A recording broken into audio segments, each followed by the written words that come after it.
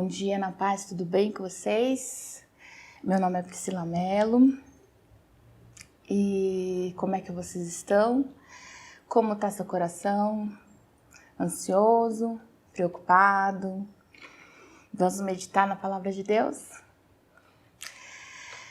Lucas 22, 12, 22, ele diz assim: dirigindo-se aos seus discípulos, Jesus acrescentou: portanto, eu lhes digo, não se preocupem com a sua própria vida, quanto ao que comer, nem com o seu próprio corpo, quanto ao que vestir. E aí, ele prossegue. No 25, ele já fala: quem de vocês, por mais que se preocupe, pode acrescentar 1 hora à sua vida? 26, visto que vocês não podem sequer fazer uma coisa tão pequena, por que se preocupar com o restante? Preocupação. A preocupação é como uma cadeira de balanço. Não é cadeira de balanço infantil, não, a cadeira de balanço de adulto. Sabe, aquele movimento para frente, para trás, para frente, para trás, e não sai do lugar. Ela dá algo para fazer, mas não te leva a lugar nenhum. E é por isso que Jesus fala sobre isso. Não vos preocupeis. O significado de preocupação é o ato de preocupar-se, tornar-se apreensivo, ter uma ideia fixa e antecipada, por isso pré-ocupar, atacando sua mente. Então, diante de tudo isso, a gente pode fazer algumas constatações. A primeira delas: a preocupação é um cuidado. Quando nos preocupamos, nossa mente concentra-se no problema, não em soluções. É como se a gente remoesse o tempo todo as questões e não as respostas. E aí a palavra de Deus lá em Salmo 55, 22, ela nos orienta: lance o teu cuidado sobre o Senhor e Ele te susterá. A preocupação nunca anda sozinha. Ela geralmente vem acompanhada pelo medo. E o medo gera a ansiedade. E a ansiedade gera angústia. A angústia gera sofrimento. Tudo isso afeta a nossa saúde física e emocional. Por isso que em 1 Pedro 5,7 está escrito: lançando sobre ele toda a vossa ansiedade, porque ele tem cuidado de vós. Então, mais uma vez a palavra cuidado. A gente lança o nosso cuidado para que ele tenha cuidado nas nossas vidas. A preocupação pode se tornar um hábito. Sendo uma ideia fixa, o que a gente faz? A tendência natural do ser humano é lutar contra isso. Então, fica aquela sensação de não vou me preocupar, não vou me preocupar, não vou me preocupar. E aí, você se preocupa em não se preocupar. Então, substitui uma preocupação pela outra. Então, quanto mais se concentrar em não se preocupar, mais a gente se preocupa. E acontece o contrário. E o que a palavra de Deus orienta? Provérbios 4, 23. Vigie seus pensamentos, porque a nossa vida é guiada pelos nossos pensamentos. E o que a gente deve fazer? Filipenses 4, 8. Pensar. Tudo que é verdadeiro, tudo que é honesto, tudo que é justo, tudo que é puro, tudo que é amável, tudo que é admirável, se há algum louvor, nisso pensai. Então, os nossos pensamentos devem ser guiados pela palavra de Deus. A preocupação, ela não evita que as coisas ruins aconteçam. O fato de se preocupar não vai evitar os problemas. Pensar no problema, na verdade, não resolve. Nós deveríamos pensar na solução.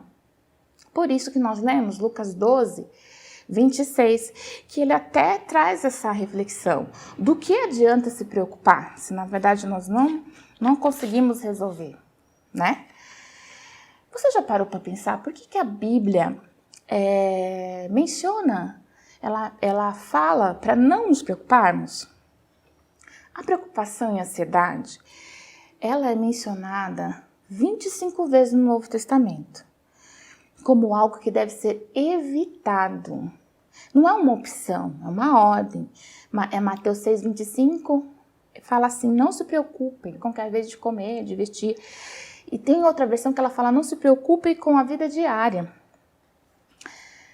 Diante de tudo isso também, é preciso deixar bem claro que existem dois tipos de preocupação.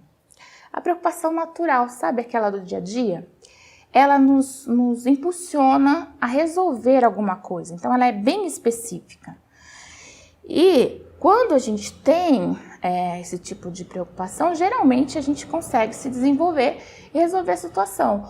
Ou quando a situação é um pouco maior, né, nós pedimos ajuda. Esse tipo de preocupação natural nos aproxima de Deus, porque a gente percebe a situação e quando nota que não pode resolver, a gente busca ajuda, não em nós mesmos, mas em Deus. A gente enfrenta esse tipo de preocupação o tempo todo. Às vezes a gente se preocupa com a saúde de algum familiar, que já fez tudo que está dentro da nossa possibilidade. Já foi no médico, já tomou remédio, já fez... E ainda a saúde está debilitada. Então, a gente coloca isso diante de Deus. Então, é uma preocupação natural. Mas existe a preocupação nociva, que ela não tem fundamento. Ela se desdobra em outras coisas, causa mais problemas e a gente busca solução em nós mesmos ou nos outros. Resultado, nos afasta de Deus. É contra essa preocupação que a gente deve lutar, tá? Um exemplo disso é como a gente se preocupa muito com o que os outros pensam de nós. Se preocupar com o que os outros pensam da gente, não tem o que fazer. Na verdade, não vai mudar o que a pessoa pensa e a gente nem vai ter certeza do que a gente está pensando é o que ela está pensando. Então, nós precisamos discernir entre as preocupações. Qual é o seu tipo de preocupação? Ela é natural? Ela se aproxima de Deus? Ou ela é aquela nociva que você acarreta mais problemas e se afasta de Deus? Contra essa preocupação que afasta de Deus é que nós devemos lutar. Como? A Bíblia, ela dá todo um manual de instruções, né? O nosso manual de instruções. E ela está lá em Filipenses 4:6. Não sejais inquietos por coisa alguma. Então, não se inquietar por nada. Absolutamente nada.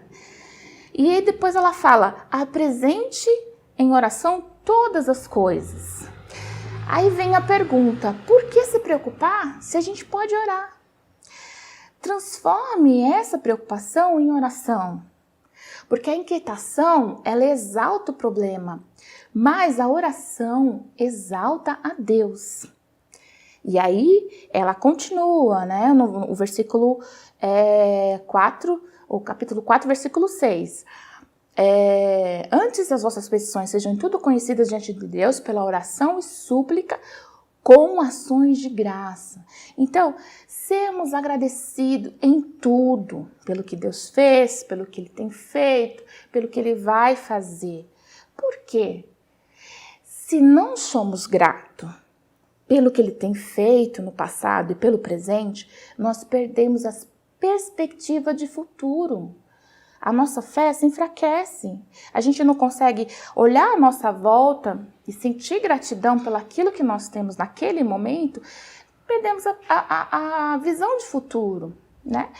Então, depois de tudo isso, olha aqui que Paulo fala. Depois de tudo isso, no versículo 7, ele fala, para que experimenteis, né, a paz que excede todo entendimento, que guarda os nossos corações e as nossas mentes.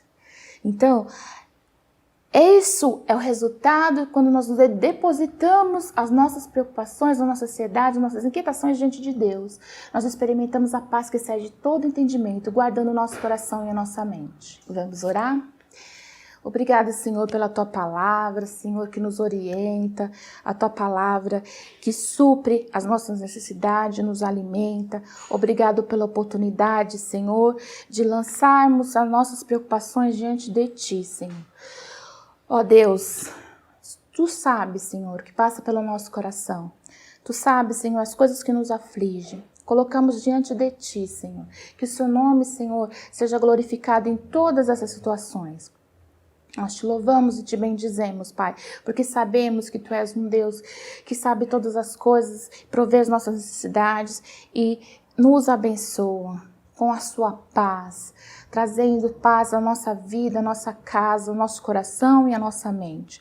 Nós te louvamos e te bendizemos pela oportunidade que temos, Senhor, de receber de Ti instruções através da Tua palavra. Em nome de Jesus, amém. Deus te abençoe.